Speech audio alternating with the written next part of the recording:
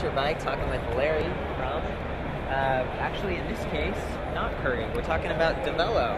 And this is kind of a new bike to the U.S. market. Can you tell me the story here? Yeah, it is. I mean, all these brands, eFlow and iZip and Diavelo and High Bike, all fall under the Curry Tech umbrella. Okay, it's technically still Curry. Yeah, technically still Curry.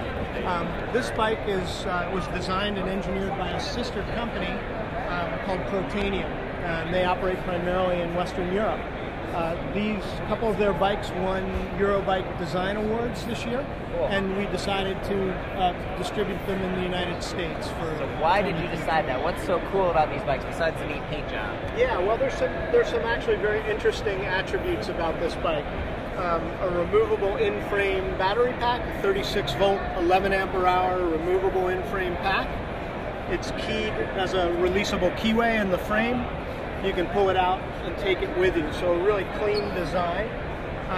This is designed as a speed bike. It's a 45 kilometer an hour bike. Wow. In Europe, there's a new standard in a couple of countries, in Austria and Germany and Switzerland, they call L1E, that allows a speed pedelec. So it has to be a pedal assist bike. It can't be power on demand, but top speed can reach 45 kilometers an hour. Can you convert that for you?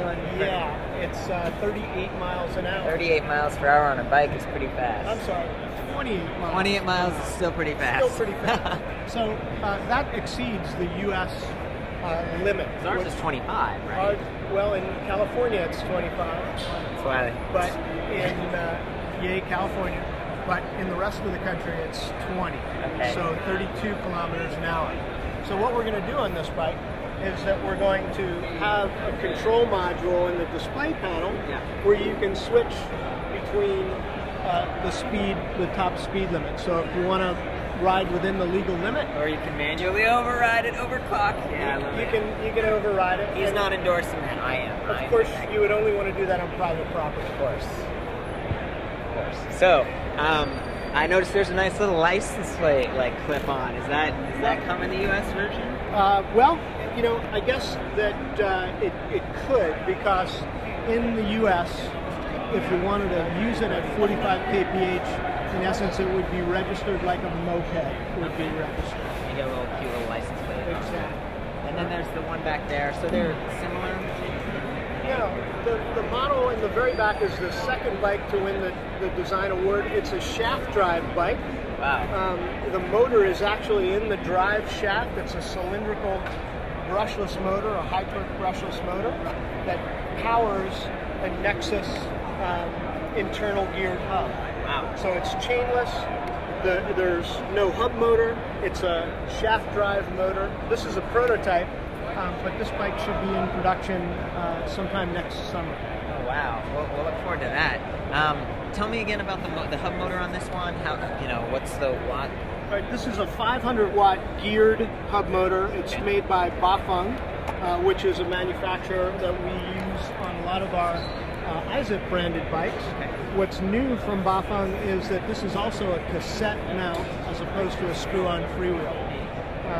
Unlike the eFlow bike that uses a torque sensor, this uses a speed sensor. So it's a different way of actuating the motor.